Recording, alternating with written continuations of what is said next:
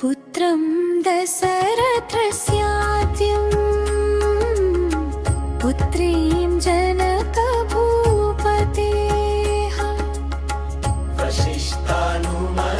वसिष्ठानुमताचारम् शतानन्दमतानुगा कौसल्यागर्भसम्भूतं वेदिगर्भोदितां स्वयं पुण्डरीकविशालाक्षम् स्फुरदिन्दीवरेक्षणा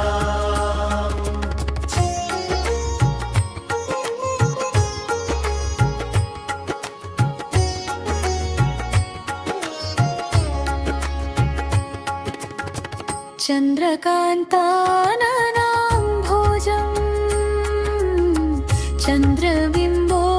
चन्द्रबिम्बोपमानना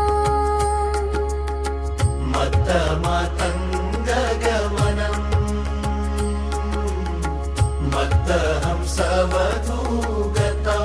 मत्तहंसवधूगतवान् चन्दनारत्रभुजामध्यं कुङ्कुमारत्रकुचस्थलीम् चापालं कृतहस्तापज्जम् पद्मालं कृतपाणिका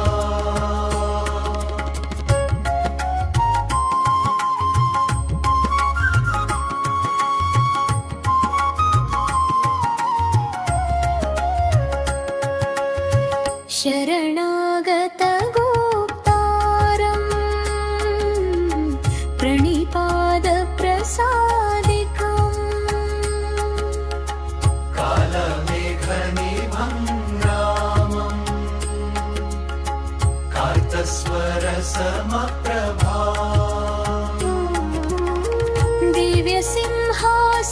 दिव्यसिंहासनासीनं दिव्यस्रग्वस्त्रभूषणम् अनुक्षणं कटाक्षाभ्या अन्योन्यक्षणकाङ्क्षियौ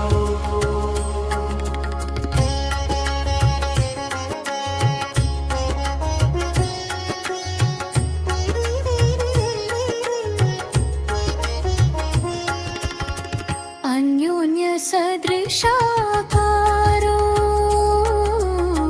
त्रैलोक्यगृहदम्पती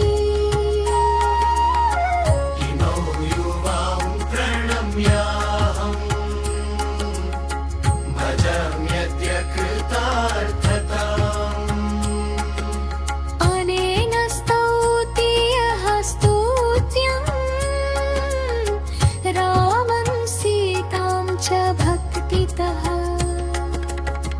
तस्य तौ तनुतां पुण्यासं पदः सकला तथा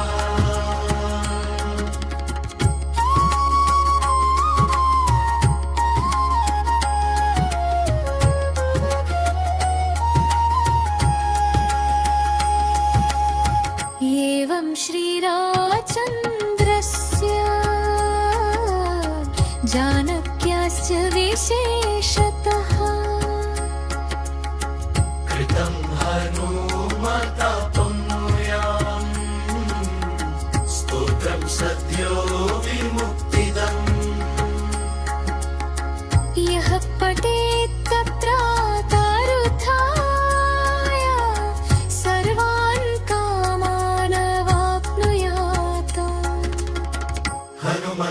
శక్తి స్వరూపా సీతారామ మంత్రం.